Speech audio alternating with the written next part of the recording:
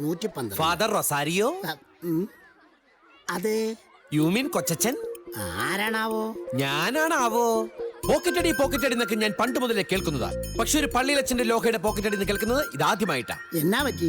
Railway സ്റ്റേഷനിൽ വെച്ച് ഇവിടുത്തെ ഫാദർ സിറിയക്കന്റെ ലോഹയുടെ പോക്കറ്റ് ആരാ അപ്പാടെ അടിച്ചു. അതെന്നെ, എന്റെ അടുത്ത് കൊച്ചച്ഛനെ കണ്ട് കഴിയുന്ന അത്രയും പൈസയും വാങ്ങി വേഗം റെയിൽവേ സ്റ്റേഷൻ ചെല്ലാൻ പറഞ്ഞു. അല്ല രൂപ പിന്നെ അത് അത്യാവശ്യത്തിന് മാറ്റി വെച്ചിരിക്കുന്ന പണമില്ലേ, അതിൽ നിന്ന് എടുത്തു തരാൻ പറഞ്ഞു. അടയാളത്തിന് ഇതാ ഈ കാർഡ് കാണിക്കാനും പറഞ്ഞു.